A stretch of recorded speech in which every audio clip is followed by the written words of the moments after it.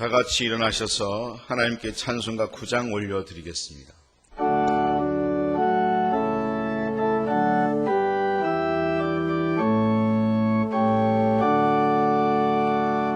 하늘에 가득 찬 영광의 하나님, 온 땅에 충만한 존귀하신 하나님, 생명과 빛으로 지혜와 권능으로 언제나 우리를 지키시는 하나님,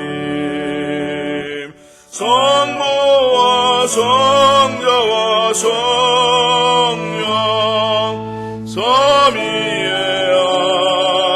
하나님, 우리 예배를 받아주시옵소서.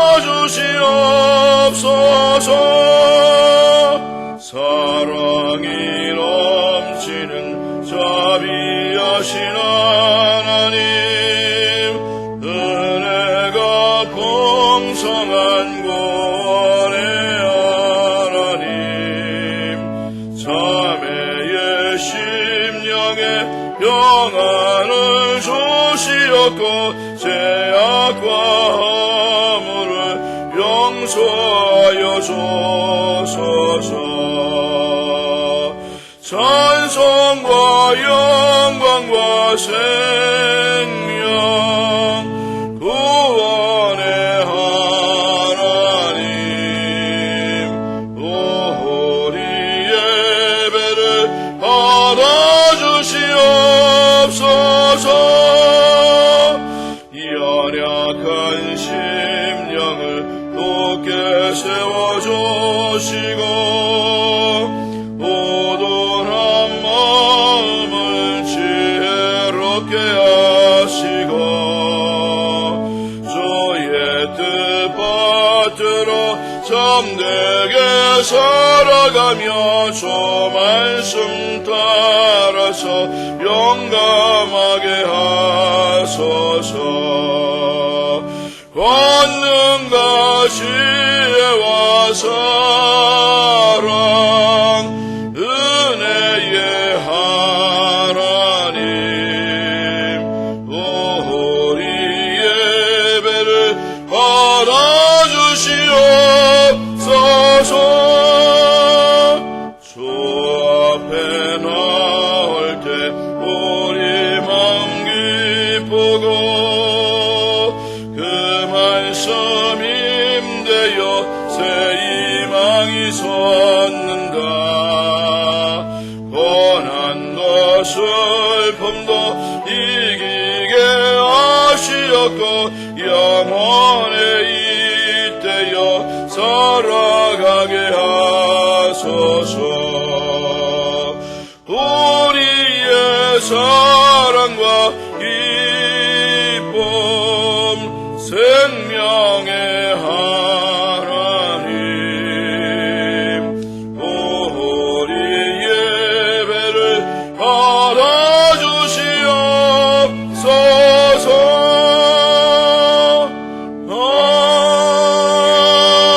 아멘. 계속해서 임재 찬양 부르시겠습니다.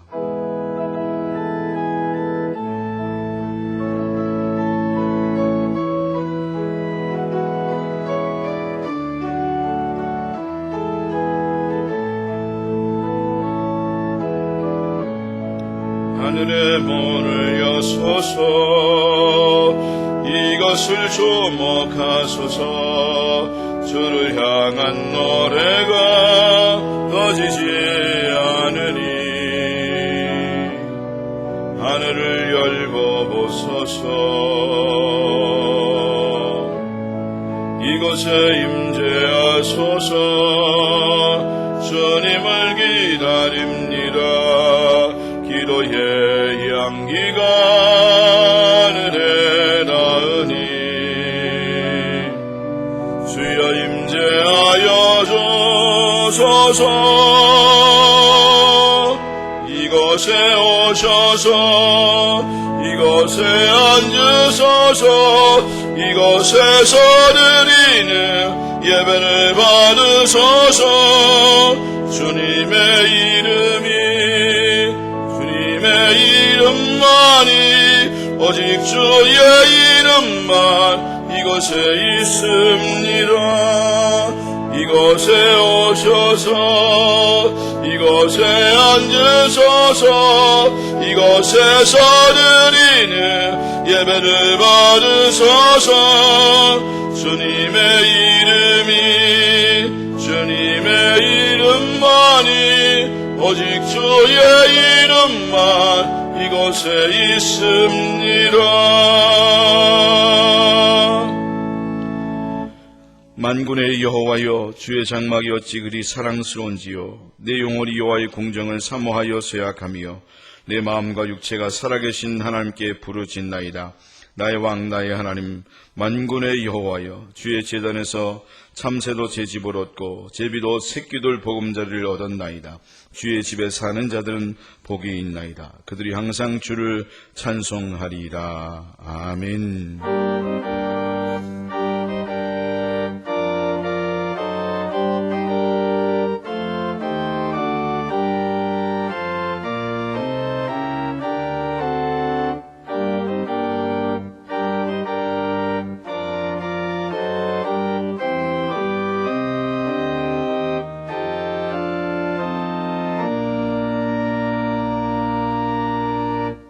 다 함께 찬송가 40장 찬양하겠습니다.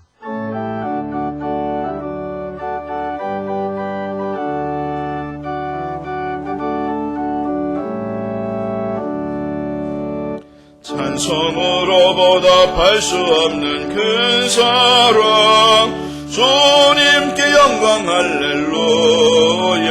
형제 자매 모두 함께 모여 찬송해. 주님께 영광 할렐루야. 하나님의 자녀여 크게 찬송 부르며 밝고 거룩한 길로 기쁨으로 나아가 주의 보좌 앞으로 속히 들어가겠네. 주님께 영광 할렐루야. 우리 받은 주님 은혜 한량 없도다. 주님께 영광 할렐루야. 기쁜 찬송 부르면서 천국 가겠네. 주님께 영광 할렐루야.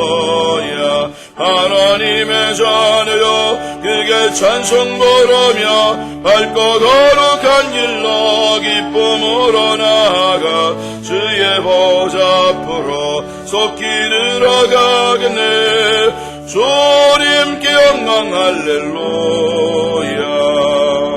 잠시 후에 우리 모두 주를 보겠네. 주님께 영광 할렐루야. 영광스러운 보좌 위에 거룩하신 주, 주님께 영광 할렐루야. 하나님의 자녀여 크게 찬송 부르며 밝고 거룩한 길로 기쁨으로 나아가 주의 보좌 앞으로 속히 들어가겠네. 주님께 영광 할렐루야. 만국 백성 천국에서 소리 높여서 주님께 영광 할렐루야. 영원토록 주의 공로 찬양하겠네. 주님께 영광 할렐루야. 하나님의 자녀여 크게 찬송 부르며 밝고 거룩한 길로 기쁨으로 나아가 주의 보좌 앞으로 속히 들어가겠네. 주님께 영광 할렐루야.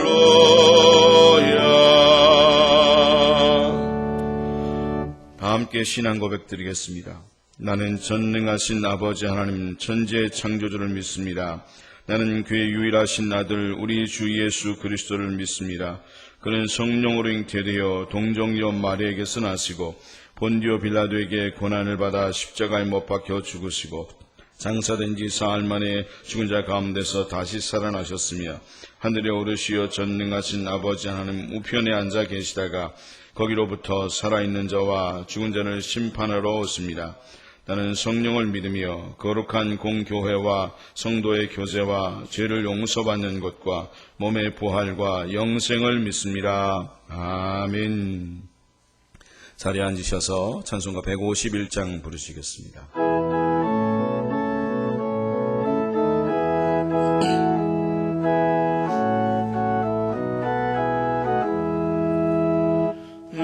만왕의 왕 내 주께서 왜 고초당했나.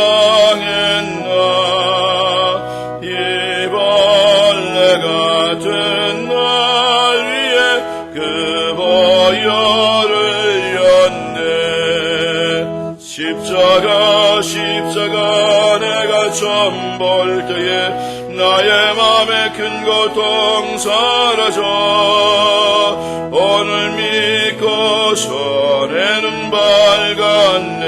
참 내 기쁨 영원하도다. 주 십자가 못 박힘은 속죄만인가. 고국률함과 그 은혜 말할 수 없도다. 십자가 내가 처음 볼 때에 나의 맘에 큰 고통 사라져. 오늘 믿고서 내 눈 밝았네. 참 내 기쁨 영원하도다. 너로도 그 은혜 다 갚을 수 없네. 나 주님께 몸 바쳐서 주의 일 힘쓰리. 십자가 내가 처음 볼 때에 나의 맘에 큰 고통 사라져. 오늘 믿고서 내 눈 밝았네. 참 내 기쁨 영원하도다.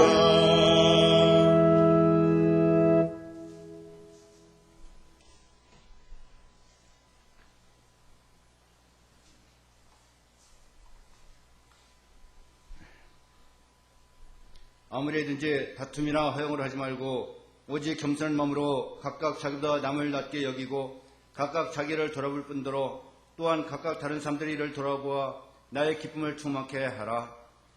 길과 진리와 생명이 되시는 사랑이 많으시고 내가 충만하신 하나님 아버지, 고나 발수로 한 그룹이 탄 온 세계가 불안함과 초조한 가운데서 우리들의 생명을 지켜주시고 보호하여 주시사 오늘 거룩하고 복된 주님의 날 하늘의 신령과 진정으로 예배를 드리고자 하오니 우리들의 예배를 기쁘게 받아주시옵소서. 발길죄어지는 바이러스의 전쟁과 세계적인 기상기후로 인한 긴 장마와 폭우와 태풍으로 온 세계가 몸살을 앓고 있으며 많은 인명과 재산을 잃고 슬픔과 고통을 처해 있는 하나님의 백성들 위로와 평강으로 함께해 주시되 지금 우리들 앞에 놓여 있는 상황이 하나님께서 바라고 원하시는 것이 무엇인지 하나님 앞에 겸손한 마음으로 무릎 꿇고 기도로 하나님께 나아가는 하나님의 자녀이 되시길 간절히 기도하옵나이다. 하나님께서는 우주만물을 창조하시고 보시기에 좋았다고 말씀하시며 마지막 날에 인간을 창조하시고 보시기에 심히 좋았다고 말씀하시며 모든 만물을 다스리라고 하셨건만 인간들의 욕심과 탐욕으로 세계는 죄악과의 전쟁 속에서 살아가고 있는 요즘에 노아의 시대를 기억하며 회개할 수 있는 하나님의 백성들이 되시기를 간절히 기도하오니 우리들의 기도에 응답하여 주시옵소서. 주님께서는 우리들을 영원하게 하기 위하여 자기의 영광을 버리시며 우리들을 부유하게 하기 위하여 스스로 가난을 택하셨으며 우리들을 존귀하게 세우시고자 십자가의 모욕과 비방함을 선택하신 주님 앞에 순종하며 머리를 숙이는 하나님의 백성이 되시기를 원하옵나이다. 그러므로 내가 먼저 손을 내밀어 손을 잡아주며 내가 먼저 용서하며 내가 먼저 높여주고 내가 먼저 이해하며 내가 먼저 웃음 주며 내가 먼저 사랑하며 내가 이기기보다는 져주며 내가 이익 보기보다는 손해볼 수 있는 겸산모소 닮아가는 주님의 자녀이 되므로 주님께 인정받는 시온의 빛교회의 모든 성도들이 되어지길 간절히 기도합니다. 오늘도 하나님께 예배드리는 하나님의 백성들 축복하여 주시되 힘들고 어려운 환경과 여건 속에서도 오직 예수, 오직 예수님을 바라보며 살아가는 하나님의 자녀들이 되어지길 원합니다. 시온의 빛교회에 기도합니다. 하나님께서 뜻과 섭리가 있어 이곳에 하나님의 전을 세워주시고 지금까지 지켜주시고 인도하신 하나님, 시온의 빛교회는 주님의 주인이 되신 교회로서 무엇보다 하나님의 인도하심 따라 자신을 하나님 앞에 회개하며 하나님의 말씀 가운데 성장하는 교회로서 거듭나게 하여 주시옵소서. 오늘도 하나님의 말씀을 들고 단위에 사시는 지성호 담임 목사님을 성령님께서 붙들어 주심으로 전하시는 말씀이 성령의 영감을 통하여 듣는 자들의 심령 깊은 곳에 전달될 때에 영적인 눈을 뜨게 하시고 귀가 열리심으로 은혜 충만 성령 충만을 받음으로 한 주간도 승리한 삶을 살아가게 하시옵소서. 지금 이 시간에도 교회에 나와서 합심하여 예배드리기를 원하오나 계속하여 코로나 바이러스가 확진자가 늘어나고 있으므로 함께 모여 예배드리지 못하고 온라인으로 예배드리는 하나님의 자녀들에게도 성령님께서 함께 하시사 은혜를 내려 주시옵소서. 영접하는 자, 곧 그 이름을 믿는 자에게는 하나님의 자녀가 되는 권세를 주시는 예수님의로 감사하며 기도하옵나이다. 아멘.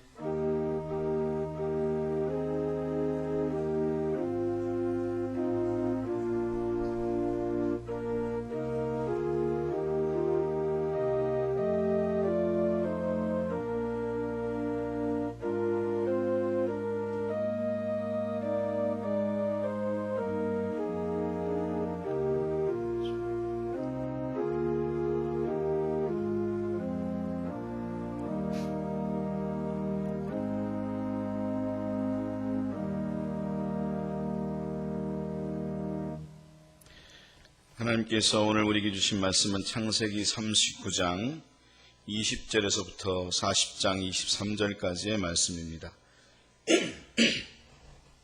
하나님께서 오늘 우리에게 주신 말씀은 창세기 39장 20절에서 40장 23절까지 말씀입니다. 함께 읽도록 하겠습니다.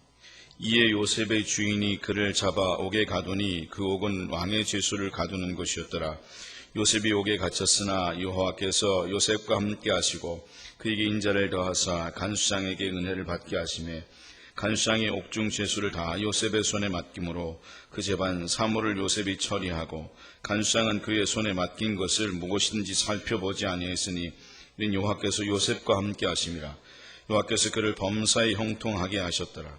그 후에 애굽 술 맡은 자와 떡 굽는 자가 그들의 주인 애굽 왕에게 범죄한지라. 바로가 그 두 관원장 곧 술 맡은 관원장과 떡 굽는 관원장에게 노하여 그들을 친위대장의 집안에 있는 옥에 가두니 곧 요셉이 갇힌 곳이라. 친위대장이 요셉에게 그들을 수종들게 하매 요셉이 그들을 섬겼더라. 그들이 갇힌 지 여러 날이라. 옥에 갇힌 애굽 왕의 술 맡은 자와 떡 굽는 자 두 사람이 하룻밤에 꿈을 꾸니 각기 그 내용이 다르더라.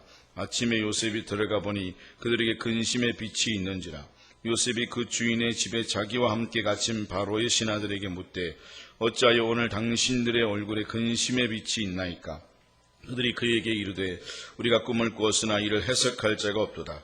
요셉이 그들에게 이르되 해석은 하나님께 있지 아니하니까 청하건대 내게 이루소서. 술 맡은 관원장이 그의 꿈을 요셉에게 말하여 이르되 내가 꿈에 보니 내 앞에 포도나무가 있는데 그 나무에 세 가지가 있고 싹이 나서 꽃이 피고 포도송이가 있었고 내 손에 바로의 잔이 있기로 내가 포도를 따서 그 즙을 바로의 잔에 짜서 그 잔을 바로의 손에 들였노라. 요셉이 그에게 이르되 해석이 이러하니 세 가지는 사흘이라. 지금부터 사흘 안에 바로가 당신의 머리를 들고 당신의 전직을 회복시키리니 당신이 그 전에 술 맡은 자가 되었을 때 하던 것 같이 바로의 잔을 그의 손에 드리게 되리이다. 당신이 잘 되시거든 나를 생각하게 내게 은혜를 베풀어서 내 사정을 바로에게 아뢰어 이 집에서 나를 건져 주소서. 나는 히브리 땅에서 끌려온 자여 여기서도 옥에 갇힐 일은 행하지 아니하였나이다. 떡 굽는 관원장이 그 해석이 좋은 것을 보고 요셉에게 이르되 나도 꿈에 보니 흰떡 세 광주리가 내 머리에 있고 맨 윗광주리에 바로를 위하여 만든 각종 구운 음식이 있는데 새들이 내 머리에 광주리에서 그것을 먹더라. 요셉이 대답하여 이르되 그 해석은 이러하니 새 광주리는 사흘이라. 지금부터 사흘 안에 바로가 당신의 머리를 들고 당신을 나무 위에 달리니 새들이 당신의 고기를 뜯어 먹으리이다 하더라. 제3일은 바로의 생일이라. 바로가 그의 모든 신하를 위하여 잔치를 베풀 때에 술 맡은 관원장과 떡 굽는 관원장에게 그의 신하들 중에 머리를 들게 하니라. 바로의 술 맡은 관원장은 전직을 회복하며 그 잔을 바로의 손에 받아들였고 떡 굽는 관원장은 매달리니 요셉이 그들에게 해석함같이 되었으나 술 맡은 관원장이 요셉을 기억하지 못하고 그를 잊었더라. 아멘. 잠깐 기도하겠습니다. 오늘도 하나님 저희들을 불러주시고 주의 음성을 듣게 하시는 하나님을 찬양합니다. 오늘도 하나님 어느 곳에 있든지 하나님의 음성을 듣게 하시고 그 말씀에 순종하는 저희들 모두가 되게 하여 주시옵소서. 예수님의 이름으로 기도하옵나이다. 아멘. 사랑받고 칭찬받던 한국의 교회가 엄청난 비난과 조롱을 받고 있습니다. 또 성도들도 그런 비난을 여기저기서 받고 있습니다. 그럼 왜 그런 일들이 생겨나게 된 것입니까? 여러 가지 분명한 이유가 있겠지요. 세상적인 가치와 만들어진 신학 그리고 이념에 의해서 교회가 지배되었다든가 또는 미국의 주류를 이루던 성공주의 신학의 영향을 받아서 꽁 잡는 게 매라는 식으로 성공과 부흥만 할 수 있다면 수단과 방법을 가르지 않고 교회를 부흥시키고자 했던 그런 일들이라든가 또는 목회자들이 성도들을 예수님의 제자로 만들지 않고 자기의 제자로 만들고자 했던 그런 여러 가지 잘못된 그런 일들 때문에 결국에는 이런 어려움 속에 교회가 처해 있다. 그런 생각을 하게 됩니다. 어떤 교회 또 어떤 목회자만을 비난할 것이 아니라 사실 이것은 우리 모두의 문제이고 또 우리 교회의 문제이기도 하다라고 하는 거죠. 그렇다면 하나님께서는 그런 교회를 그냥 놔두시는가? 하나님은 당신의 교회를 사랑하십니다. 하나님은 당신의 교회와 성도를 사랑하시기에 다시금 당신이 원하시는 교회와 성도로 만드시기 위해서 요셉을 감옥으로 보내신 것처럼 지금의 한국 교회와 성도는 그런 시간을 보내고 있다고 생각합니다. 시편 105편 18절부터 19절 말씀에 그의 발은 착고를 차고 그의 몸은 쇠사슬에 매였으니 곧 여호와의 말씀이 응할 때까지라. 그의 말씀이 그를 단련하였도다. 그렇게 말씀하고 있는데 하나님은 우리를 단련하시고 계십니다. 지금 이 시간은 바로 우리의 시간은 하나님이 이 교회와 성도를 다루시고 단련하시는 시간이신데 여러분 우리가 이런 시간, 이런 상황을 불평할 게 아니라 하나님의 말씀을 통해서 우리가 단련을 받고 또 뿐만 아니라 하나님께서 기뻐하시고 원하시는 순결한 성도, 순수한 교회, 순결한 성도가 되기 위해서 수고하고 기도할 수 있는 그런 믿음의 성도들이 다 될 수 있어야 하겠습니다. 그럼 한국의 교회와 성도는 왜 문제가 있다고 말을 하고 이 세상에서 비전을 주지 못하는 존재로 변질되고 만 것인가? 앞에서도 말씀한 것처럼 교회도 동일하게 이 세상의 가치와 그리고 정의, 바로 성공과 형통을 이 세상의 가치와 그 정의로 생각했기 때문이고 그리고 성도들에게 그렇게 가르쳤기 때문이었다라고 하는 거죠. 그러면 진정한 성공과 형통은 무엇입니까? 하나님께서 말씀하고 계시는 정말 하나님이 원하시는 성경에서 말하는 성공과 형통이란 무엇인가? 라고 하는 거죠. 재물을 많이 모으고 그런가 하면 높은 지위에 올라가고 사람에게 많은 인기를 얻게 되고 그리고 사람들을 많이 모으고 그리고 교회도 잘 나가고 또 뿐만 아니라 수천 명, 수만 명이 모이는 교회라면 진정 성공하고 형통한 인생이고 그런 교회인가? 하나님은 그럴 수도 있다고 할 수 있지만 하나님은 그렇지 않다고 분명히 말하신다라고 하는 거지. 그럼 왜 그런 걸까요? 왜 그것이 성공이나 형통이 아닌 걸까요? 성경이 말하는 성공과 형통은 무엇인가? 첫 번째로 성경이 말하는 성공과 형통은 하나님께서 함께 하심이라고 말씀하고 있다는 것입니다. 23절의 말씀을 읽게 되면 간수장은 그의 손에 맡긴 것을 무엇인지 살펴보지 아니하였으니 이는 여호와께서 요셉과 함께 하심이라. 여호와께서 그를 범사에 형통하게 하셨더라. 그렇게 말씀을 하고 있습니다. 그런가 하면 창세기 39장 2절부터 3절까지의 말씀을 보면 여호와께서 요셉과 함께 하심으로 그가 형통한 자가 되어 그의 주인 애굽 사람의 집에 있으니 그의 주인이 여호와께서 그와 함께 하심을 보며 또 여호와께서 그의 범사에 형통하게 하심을 보았더라. 그렇게 말씀하고 있다는 거죠. 성경은 분명히 요셉이 형통한 인생을 살았다고 그렇게 말을 합니다. 그는 참으로 형들에 의해서 팔려가게 되었고 또 노예로서 종으로서 삶을 살았는데 그리고 감옥에서 오해를 사고 누명을 받아서 감옥에서 그렇게 고통을 하는 삶을 살았음에도 불구하고 성경은 끊임없이 그가 성공한 인생이었다, 형통한 인생이었다 그렇게 말씀을 하고 있다라고 하는 거죠. 그럼 무엇이 그렇게 성공한 겁니까? 우리의 눈으로 볼 때는 그는 절대로 성공한 인생이 아닌데 형통하고 있지 않는데 오늘 성경은 그가 범사에 형통하게 하심을 보았다고 그렇게 기록을 하고 있다라고 하는 거죠. 그럼 왜 그가 성공했다고 성경은 말하고 있고 형통하고 있다고 말을 하고 있는가 하면 여기에 형통이라고 하는 단어는 하나님께서 함께 하신다는 그런 뜻을 갖고 있는 것으로 바로 하나님께서 함께 하신다는 그 문장에 이어서 바로 쓰고 있어요. 형통이라는 단어를 하나님께서 함께 하시니 그리고 그 형통하였더라 그렇게 말씀을 하고 있고 원래 이 형통이라는 단어가 히브리어로 짜라흐라는 단어를 쓰고 있는데요. 이 짜라흐가 성경에 3번 나옵니다. 아니 형통이라고 번역된 것이 3번 기록되고 있음을 봅니다. 근데 이 형통이라는 단어로 번역될 때가 아닌 다른 때는 어떻게 번역이 되고 있는가 하면 하나님께서 임하신다, 하나님께서 오신다, 항상 그렇게 번역이 되고 있다라고 하는 거죠. 다시 말하면 하나님의 주시는 형통이라는 것은 다른 게 아니라 하나님께서 임하시고 하나님께서 함께 하시는 것이다 라고 하는 거죠. 바로 그것이 성경에서 말하는 형통이다, 성경에서 말하는 성공이다 라고 하는 것이고 바로 그런 사람이 하나님께서 함께하는 사람이 형통한 사람이고 성공한 사람인 것을 성경은 분명히 말씀해 주고 있다라고 하는 거죠. 그리고 그런 사람이 진짜 하나님의 뜻을 이루어갈 수 있고 성취할 수 있고 또한 다른 사람을 잘 되게 할 수 있다라고 하는 것입니다.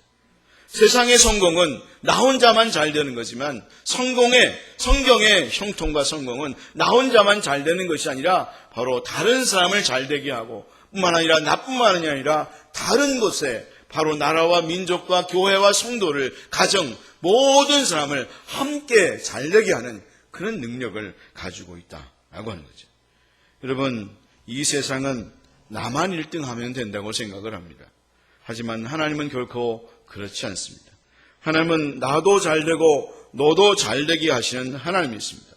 우리는 항상 우리의 신앙을 그렇게 맞춰갈 수 있는 사람이 될 수 있기를 바라고 뿐만 아니라 우리의 자녀도 그렇게 키워야 되겠다. 여러분 그런 마음을 가지고 신앙의 삶을 살아가고 자녀를 양육해 갈 수 있는 믿음의 성도들 다 될 수 있기를 주님의 이름으로 축원합니다. 자신의 욕심과 탐욕만 가득한 사람을 키워서는 안 된다라고 하는 거죠. 분명히 성경은 그것을 이야기합니다. 너희의 자녀들을 너와 함께하는 사람들 욕심과 탐욕으로 가득 찬 사람으로 키워서는 안 된다. 여러분 우리가 자녀를 키울 때도 또 함께하는 그리스도인들을 세워갈 때도 항상 참으로 모든 것들 속에서 그런 욕심과 탐욕을 자꾸만 없이 하면서 정결하게 하는 가운데 여러분 우리 교회가 세워져 가고 또 사람들을 세워갈 수 있는 믿음의 성도들을 다 될 수 있기를 원합니다. 요셉은 바로 그런 모습을 갖고 있음을 봅니다. 하나님께서 함께 하시니 다른 사람들이 다 잘되게 되었다고 말씀하고 있지 않습니까? 창세기 39장 5절 말씀을 읽게 되면 그가 요셉에게 자기의 집과 그의 모든 소유물을 주관하게 한 때부터 여호와께서 요셉을 위하여 그 애굽 사람의 집에 복을 내리심으로 여호와의 복이 그의 집과 밭에 있는 모든 소유에 미친지라. 할렐루야. 그런가 하면 창세기 39장 21절 말씀에 여호와께서 요셉과 함께 하시고 그에게 인자를 더하사 간수장에게 은혜를 받게 하심에 그렇게 말씀을 하고 있는데 요셉은 하나님께서 함께 하심으로 함께하는 사람들이 다 잘 되었다고 그렇게 말을 하고 있다라고 하는 거죠. 여러분, 하나님께서 함께 하시는 사람은 분명히 함께하는 사람들이 다 잘 되게 되어 있습니다. 할렐루야. 여러분, 그런 사람, 그런 하나님 함께하는 가정이 잘 되게 되어 있습니다. 그리고 그런 사람이 있는 교회가 잘 되게 되어 있습니다. 그런 직장이 잘 되게 되어 있습니다. 그런 나라가 잘 되게 되어 있습니다. 만약 그렇지 않다면 우리의 신앙을 다시 한번 점검해 보아야 한다고 하는 것입니다. 여러분, 그렇잖아요. 여러분, 내가 하나님과 함께하고 있는데, 여러분이 하나님과 함께하고 있는데, 하나님 임재하고 있는데, 여러분 그 사람이 있는 곳이 잘 되겠습니까? 아니면 망하겠습니까? 잘 되잖아요. 잘 될 수밖에 없는 거예요. 그러니까 여러분, 우리의 모습을 보면서 나와 함께하고 있는 사람들, 그리고 교회, 그리고 이 세상을 보면서 만약 내가 함께하는 그런 공동체가 뭔가 문제가 있다면 나도 문제가 있을 수 있겠구나, 그런 생각을 하면서 어디에서부터 문제가 출발하고 있는가를 확인할 수 있는 그런 믿음의 사람이 되어져야 한다라고 하는 거죠. 진짜 하나님의 영이 임한 사람은 가정에서, 교회에서, 나라에서 다른 사람들을 도와주고 잘되게 하는 사람이 될 수밖에 없습니다. 그래서 진짜 하나님의 영이 임한 사람은 비판하는 것조차도 도와주고 잘되고자 하는 마음으로 하게 되었다는 것입니다. 저는 비판하고 그리고 어떤 것들을 문제를 지적하고 파악하는 것에 대해서 뭐라고 하지 않습니다. 그러나 중요한 것은 그 동기가 무엇이냐, 왜 그런 마음을 갖고 있느냐. 저 자신도 항상 그것을 말할 때마다, 생각할 때마다 나의 동기는 정말 나의 가정이 잘되게 하기 위함인가, 내 교회가 잘되게 하기 위함인가. 그런가 하면 나와 함께하고 있는 사람, 지금 나 어떤 공동체든지 지금 이 이야기를 하는 이유가 잘되게 하기 위함인가, 아니면 비판만 하기 위함인가를 항상 생각하면서 행동과 태도를 취하게 될 때가 많이 있다라고 하는 거죠. 여러분이 항상 모든 일을 할 때마다 참으로 그 목적이 어디 있는가, 동기가 어디 있는가, 여러분 그래서 생각하면서 진정 하나님의 사람, 여러분 하나님의 사람 맞잖아요. 그렇다면 하나님의 사람으로 어떻게 내가 행동하고 가정과 모든 공동체를 세워가야 될 것인가를 생각하면서 삶을 살아갈 수 있는 믿음의 사람들이 되어져야 하겠습니다. 여러분, 스티븐 코비라고 하는 그런 분이 성공하는 사람의 7가지 습관이라는 책을 쓴 적이 있습니다. 저도 그 책을 읽은 적이 있는데 거기에 보면 4번째에 상호 이익을 추구하라, 그런 내용이 있습니다. 7가지 습관, 성공하는 사람들은 7가지 습관을 가지고 있다는 거예요. 근데 그 중에 4번째 그 습관이 뭔가 하면 상호 이익을 추구하는 거예요. 그러니까 나만 잘 되는 게 아니라 상대방도 어떻게 하면 같이 잘 되게 할 수 있는가, 그런 마음을 가지고 모든 일들을 행하는 사람이 성공하더라, 그런 이야기이죠. 에드윈 마크햄이라고 하는 사람은 그런 이야기를 했다고 합니다. 우리는 황금률을 외우기로 약속했다. 이제는 이것을 생활에 적용해보라, 그렇게 말을 했다고 하는데, 여러분 황금률이 무엇입니까? 황금률은 마태복음 7장 12절의 말씀인데, 그러므로 무엇이든지 남에게 대접을 받고자 하는 대로 너희도 남을 대접하라. 이것이 율법이요 선지자이니라. 할렐루야. 성경은 분명히 말씀하시기를 네가 잘되기를 원하느냐? 남을 대접하라. 대접받고자 하면, 대접을 받고자 하면 대접해라. 그래야 잘 되는 게 아니냐. 근데 우리는 대접받으려고 하지, 대접하려고 하지 않고 대접받기만 하려고 하고 나만 잘 되려고 하니까 결국에는 참으로 나도 못 되고 남도 못 되게 되는, 함께 망하게 되는 그런 결과를 가지게 되었다라고 하는 거죠. 여러분, 우리는 항상 하나님의 영이 임한 사람인데, 하나님의 영이 임한 사람은 하나님께서 함께 하시고 함께 하심을 통해서 모든 사람을 다 함께 좋게 만드는 사람이다라고 하는 사실을 생각하면서 진정 하나님의 은혜 속에서 순종함을 통해서 하나님이 원하시는 성공과 형통을 경험할 수 있는 우리 모두가 될 수 있기를 원합니다. 두 번째로, 세상은 성공하기 위해서 별의별 짓을 다 하고, 그리고 성공하려면 탁월하고 뛰어나야 한다, 그렇게 말을 합니다. 근데 하나님은 분명히 그것을 말씀하시지요. 근데 그 탁월과 뛰어남이 어디에 맞춰져 있는가 하면, 하나님은 그런 사람이 되기 위해서 구별되어져야 한다라는 말씀을 하시고, 그때까지 우리를 철저하게 다루신다라고 하는 거죠. 하나님께서 진정 원하신 하나님의 사람은 구별되도록, 하나님께서 쓰시는 사람은 구별되도록 우리를 다루어 가신다라고 하는 것입니다. 왜 그렇게 하시는가 하면, 그래야 탈이 나지 않기 때문이다 라고 하는 것입니다. 왜 이 세상이 탈이 나는 겁니까? 왜 교회들이 탈이 나는 겁니까? 왜 가정에도 탈이 나는 겁니까? 바로 그 이유는 다른 데 있는 게 아니라 바로 우리가 하나님 앞에서 구별되어 있지 않기 때문이다 라고 하는 거죠.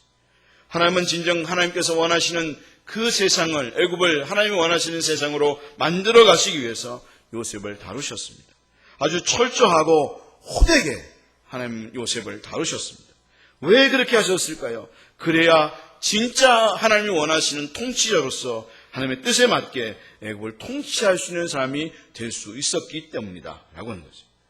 여러분, 요셉은 정말 뛰어난 사람이었습니다. 타고난 사람이었습니다. 그리고 타고날 정도가 아니라 전 역사에 태초에 하나님이 천지를 창조하신부터 지금까지 그와 같은 지혜의 사람, 뛰어난 사람이 없었음을 우리가 압니다. 근데 그가 뛰어나고 탁월한 뿐만 아니라 정말 그에게 주어진 가장 탁월한 장점이 있었는데 그 장점이 무엇이었는가 하면 하나님께서 원하신 대로 구별된 사람이었다라고 하는 거죠. 그것을 어디에서 알 수 있는가 하면 창세기 49장 26절에 야곱이 요셉을 축복할 때에 뭐라고 야곱이 요셉을 축복했는가 하면 내 아버지의 축복이 내 손조의 축복보다 나아서 영원한 산이 한없음 같이 이 축복이 요셉의 머리로 돌아오며 그 형제 중 뛰어난 자의 정수리로 돌아오리로다. 그렇게 말씀하고 있다는 거죠. 야곱이 그 아들 요셉을 축복할 때에 그를 축복할 때 뛰어난 자의 머리로 돌아올 거다. 그리고 그 후손들이 그런 사람이 되었으면 정말 좋겠다. 그런 마음을 가지고 이 요셉을 축복한다라고 하는 거죠. 근데 여기 뛰어나다는 뜻이 어떤 뜻을 갖고 있는가 하면 히브리어로 나실이라고 하는 히브리어를 사용하고 있는데 이 단어가 여러분 너무나도 잘 아는 것처럼 나실인이라는 단어 있잖아요. 나실인, 자기를 구별해서 하나님 앞에 드려지는 사람, 제사장도 그런 나실인이고요. 성경에 보면 삼손이라든가 그런가 하면 세례 요한이라든가 바울도 그런 삶을 살았어요. 그런 나실인, 자기를 구별해서 하나님 앞에 드림을 통해서 하나님 앞에 쓰임받고자 했던 그런 사람들, 바로 여기 구별하다라는 이 단어는, 뛰어나다는 단어는 바로 이 나실이라는 이 단어에 나실이라고 하는 단어를 사용하고 있다는 거죠. 바로 하나님의 사람은 어떤 것이 정말 뛰어난 것인가 하면 하나님 앞에 구별되어서 드려진 자, 그런 사람이 진짜 하나님 앞에 뛰어난 자고 타고난 자다. 그것이 되어지지 않으면 하나님의 일을 감당할 수 있는, 능히 감당할 수 있는 사람이 될 수가 없다는 사실을 이야기해주고 있다는 거죠. 여러분, 나실인들은 항상 하나님 앞에 구별된 삶을 살았습니다. 거룩하고자 했고요. 삶에 있어서 거룩한 삶을 살고자 했습니다. 그들은 머리를 기르고 독주를 마시지 말고 시체를 만지지 않았습니다. 그 외에 여러 가지의 삶에 있어서 어떻게 하면 하나님 앞에 거룩한 삶을 살 수 있을까를 생각하면서 삶을 살았습니다. 그래서 그들은 거룩하고 진실하고 정직한 삶을 살고자 무진내를 쓰면서 삶을 살았다라고 하는 거죠. 그런데 나실인으로 부름받은 사람이 그렇게 삶을 살지 않았던 경우가 있었습니다. 누구였죠? 다른 이가 아닌 바로 삼손이었습니다. 삼손은 태어날 때부터 하나님에 의해서 나실인으로 지목된 사람이었습니다. 근데 그의 부모가 그 자녀를 그렇게 양육하지 않아서 그는 시체를 함부로 만졌고 낙이 턱뼈나 그 죽은 그 사자의 시체나 그런가 하면 정말 하나님께서 기뻐하지 않은 그런 드릴라와 같은 여인을 구하고 그리고 음란한 삶을 살았다는 거예요. 제멋대로의 삶을 살아가게 되었다라고 하는 거죠. 근데 바로 현재의 교회가 그러하다라고 하는 것입니다. 교회와 성도들에게 탁월하고 뛰어나라고만 말을 했지 구별되고 정말 하나님께서 기뻐하시는 거룩한 삶, 진실되고 정직한 삶을 살아가라고 말하지 않았기 때문에 우리의 자녀들에게, 많은 그리스도인들에게, 청년들에게, 그러니까 우리 자신도 그런 삶을 살지 않았기 때문에 그래서 예수 믿는 사람들인데도, 목사인데도 죄악되고 거짓말을 하고 더 문제를 안고 있다라고 하는 거죠. 여러분 그렇잖아요. 요즘 보면 얼마나 부끄럽습니까? 저도 목사인데 목사인 제가 정말 사과하고 싶을 정도로 부끄러울 때가 너무나도 많이 있음을 본다는 거예요. 그것이 누구만의 이야기가 아니라 바로 우리들의 이야기이고 우리의 모습이라는 거예요. 목사님, 장로님 다 할 것 없이, 권사님 할 것 없이 끊임없이 거짓말을 하는 그런 우리의 모습들을 보게 된다는 거죠. 왜 그렇게 된 거죠? 하나님 앞에서 정말 성경의 그 말씀이 아닌 세상적인 가치를 가지고 그것이 성공이고 그런 삶을 살아. 예수 믿는 사람도 그렇게 살 수 있으면 산다고 하는 그런 생각들을 가지고 삶을 살다 보니까 세상에서 비난당하고 요즘 코로나로 19로 인해서 문제가 있는데 여러분 예수 믿는 사람들 여러분 더 못 믿겠다고 하는 이야기를 듣고 있지 않아요? 그래서 다른 사람들을 아프게 하는 그런 결과를 가지게 되었다라고 하는 것이죠. 여러분 날쌘 칼이 잘 베기는 합니다. 근데 날쌘 칼이 날쌘면 오히려 다른 사람들을 더 찌르고 더 죽일 수 있다는 거예요. 그 뛰어남이 탁월함이 다른 사람들을 더 아프게 할 수 있다는 거예요.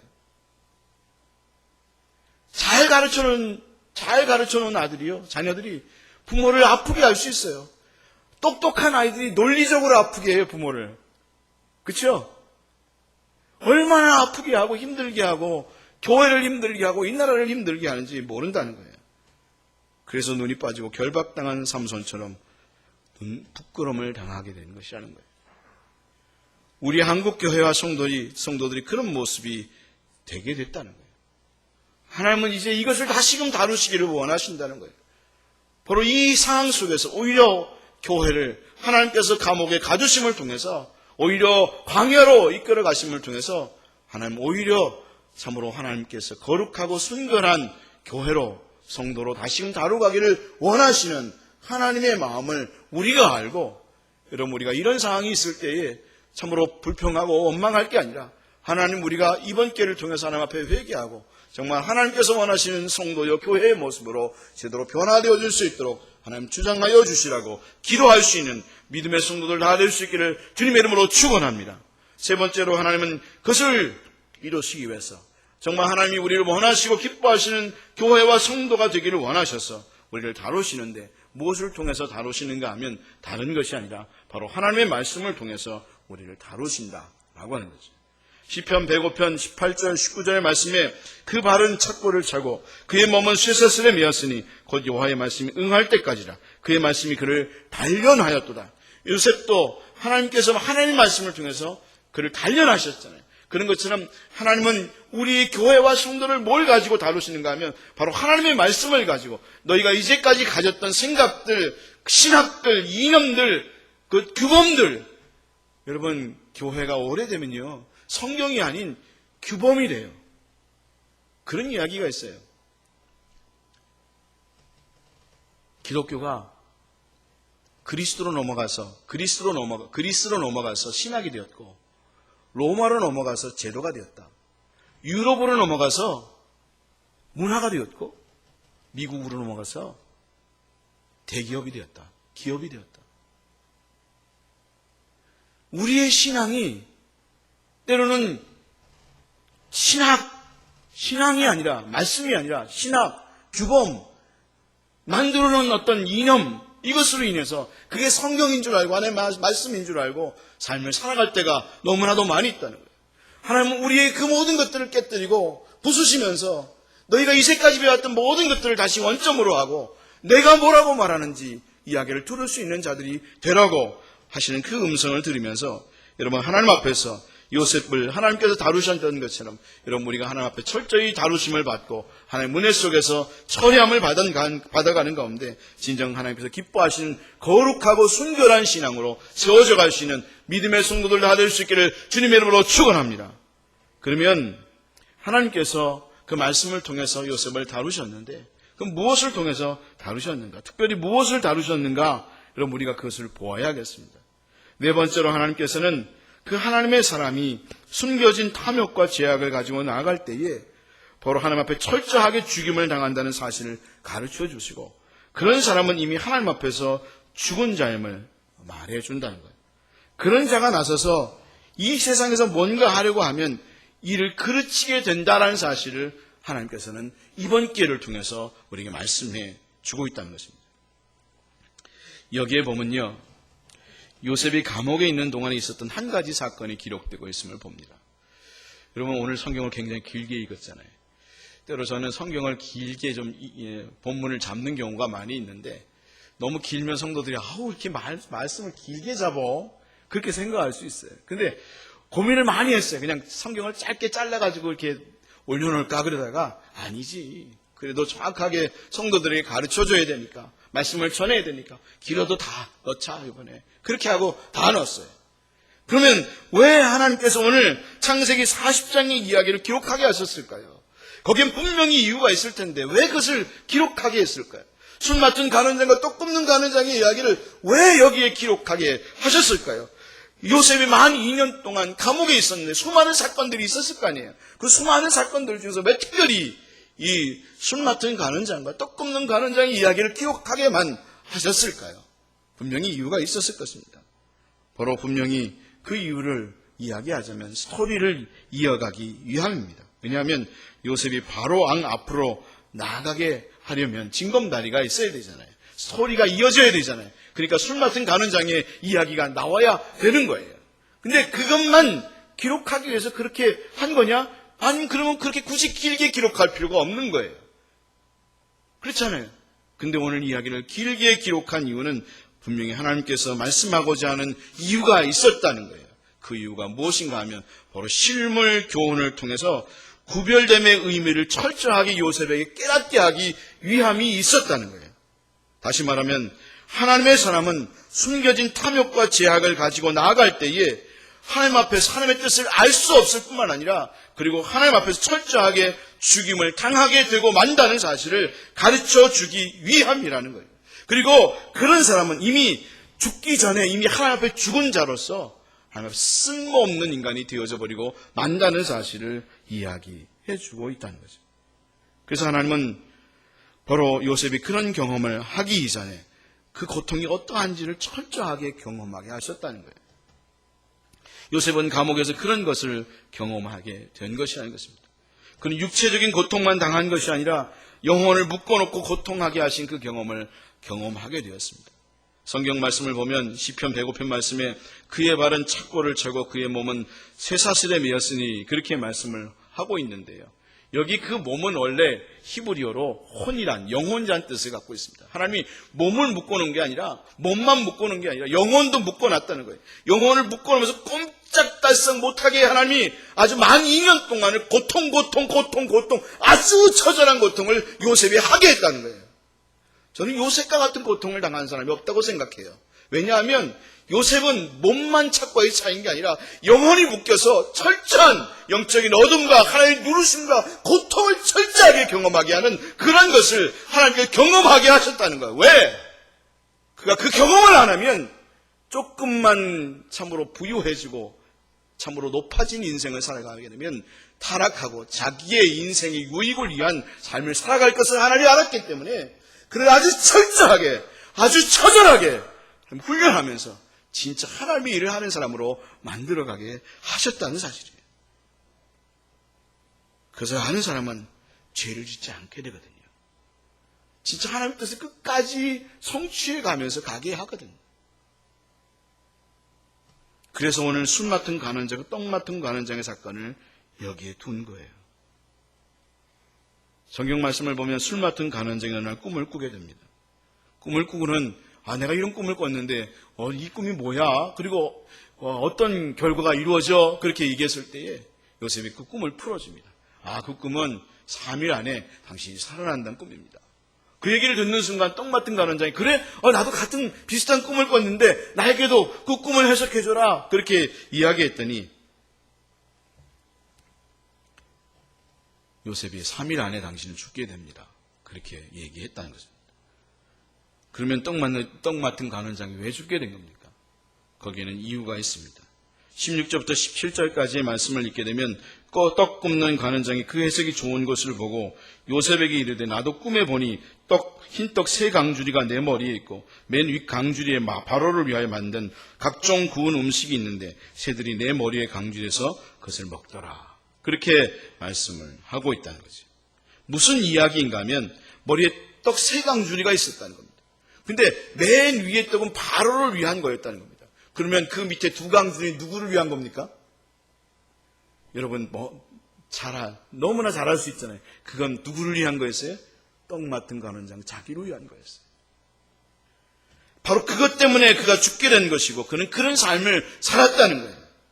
하나님은 요셉에게 그 사건을 보여줌을 통해서 하나님이 아닌 자신의 유익과 탐욕을 구할 때 주어지는 비극이 무엇인지를 알게 해주시고, 너희가 하나님의 사람으로 하나님을 꾸로 쓰임받으려고 하면 하나님 앞에 정결함과 구별된 사람으로 세워져 가야 한다라는 사실을 하나님께서 가르쳐 주시기 위해서 그것을 보여주고 있다라고 하는 거죠. 하나님 바로 우리 교회가, 성도가 그런 모습으로 다시금 변화되기를 원하신다는 것입니다. 그렇지 않으면 비극을 만들어낼 수밖에 없기 때문이다 라고 하는 거죠. 하나님은 하나님의 일을 하는 사람일수록 철저하게 이것을 다루신다는 것입니다. 그래서 가나안 땅에 들어갈 때에 하나님은 아간을 죽였고요. 그런가 하면 초대교회 아나니와 삽비라를 죽이신 이유도 바로 교회와 성도를 하나님께서 원하시는 순결한 존재로 만들어 가시기 위해서 그렇게 하셨다라고 하는 거죠. 여러분, 우리가 그렇게 생각할 수 있잖아요. 그까짓 것 가지고 죽일 필요가 뭐 있나? 여러분, 성경 말씀 보다 보면 그런 생각 들 때 있잖아요. 해석할 때 이거 이렇게 뭐 좀 하나 훔쳤다고 죽이기까지 해? 그런 생각을 할 수 있을지 모르겠지만, 그들은 가나안 땅을 정복해야 될 그 앞에서 아주 철저하게 준비하고 영적인 준비를 하지 않으면 안 되었기 때문이라는 것이고, 그리고 초대교회도 하나님의 나라의 확장을 위해서 참으로 그 사역을 하기 위한 전초전에 그 앞에서 참으로 그 준비를 하지 않으면 안 되었기 때문에 하나님께서는 그들을 철저하게 아나니와 삽비라의 사건을 통해서 그들을 순결하게 만들어 가 버리고 말았다라고 하는 거죠. 여러분, 우리가 그렇게 되지 아니하면 우리는 다시금 하나님 앞에 쓰임받을 수 없습니다. 그래서 우리는 회개해야 하고 하나님께서 원하시는 교회와 성도로 변화되어져 갈 수 있는 믿음의 교회가 되어져야 하겠습니다. 저는 지난 주간에 유기성 목사님의 글을 읽었습니다.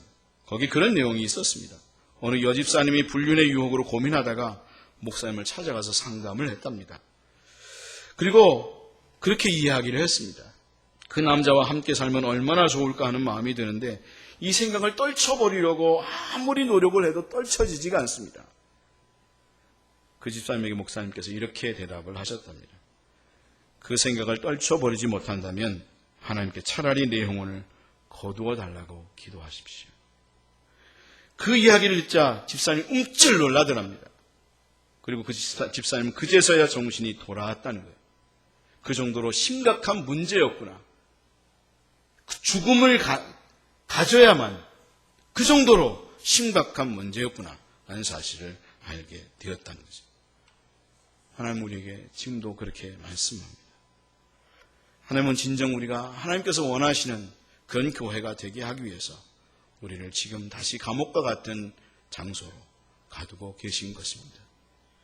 여러분, 우리가 하나님의 다루심에 대해서 왜 그렇게 우리를 힘들게 하냐고 따질 게 아니라, 그리고 이런 상황 속에서 우리는 그냥 막연하게 시간을 보낼 게 아니라, 그렇다면 진짜 요셉과 같은 하나님의 교회와 사람으로 변화될 때까지 철저하게 하나님께서 우리를 다루실 때까지 우리를 만져주시라고, 깨닫게 하시고 만져주시라고 기도하면서 하나님 은혜 속에서 변화되는 교회가 될 수 있어야 하겠습니다.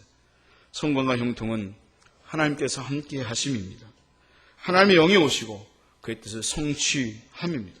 그런 의미에서 예수님의 십자가와 죽음의 실패가 아니라 성공이다라는 사실이 제대로 이해되어질 때만이 교회와 성도는 제대로 능력을 갖추게 되는 것이다 라고 하는 거죠.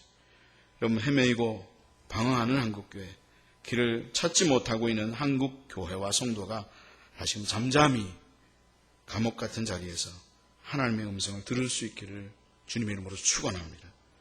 요셉처럼 감옥에 갇혔으나 오히려 하나님이 함께 하시고 다루심으로 진짜 그리스도인으로 변해가는 시온예배교회 모든 성도들 다 될 수 있기를 주님의 이름으로 축원합니다. 기도하겠습니다. 하나님, 지금 우리의 상황이 감옥에 갇힌 것과 같은 그런 상황임을 생각합니다. 주여, 요셉을 다루신 것처럼 우리 한국교회와 이 교회와 성도들 또 우리를 다루어 주시옵소서. 진정 정군과 같은 교회와 성도로 변화시켜 주시옵소서. 그렇게 하시려 하나님을 찬양하옵고 예수님의 이름으로 기도하옵나이다. 아멘. 찬송 부르면서 준비하신 예물 드리겠습니다.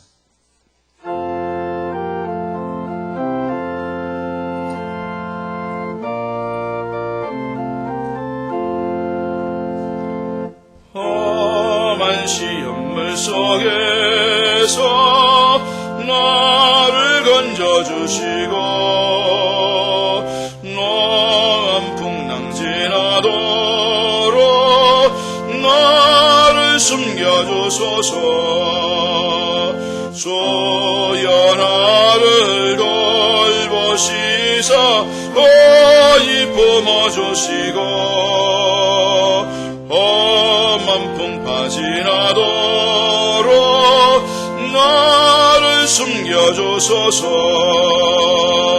권세 능력 모아놔서 모든 시험 이기고 풍랑까지 다스리는 주님 앞에 비오니 주여 나를 돌보시사 거의 품어주시고 험한 풍파 지나도록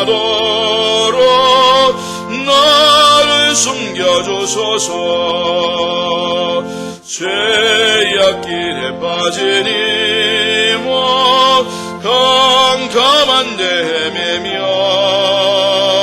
부르짖는다 내 왕 들으소서 내 주여. 주여 나를 돌보시사 거의 품어주시고 험한 풍파 지나도록 나를 숨겨주소서.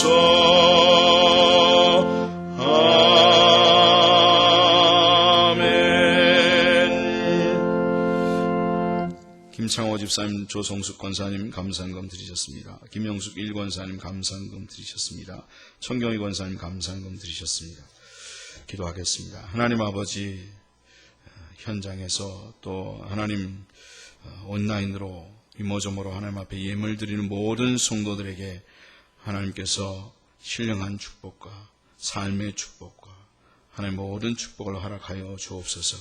하나님 쓸 것들을 채워주시고 아버지 자녀손들이 다 잘되게 하시고 건강케 하시고 하나님 은혜가 넘치는 성도들 되게 하여 주옵소서. 감사합니다. 또 나눌 수 있는 믿음의 성도들 되게 하여 주옵소서. 예수님의 이름으로 기도하옵나이다. 아멘. 교회 소식 말씀드리겠습니다.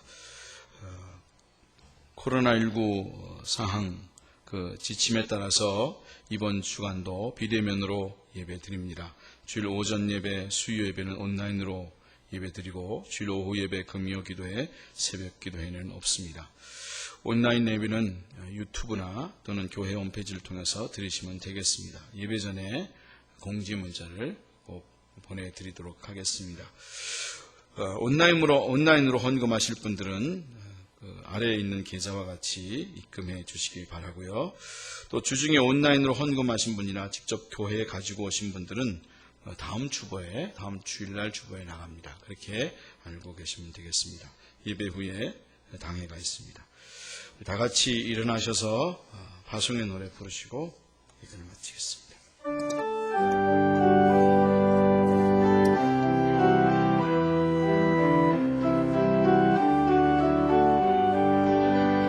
어디에 있든지 무엇을 하든지 당신은 하나님 사랑. 누구와 있든지 무엇을 하든지 당신은 그리스도인. 당신의 모든 삶은 하나님의 눈 안에 있고 당신의 모든 능력 하나님의 손 안에 있네. 어디에 있든지 무엇을 하든지 당신은 하나님 사람. 누구와 있든지 무슨 말을 해도 당신은 그리스도인.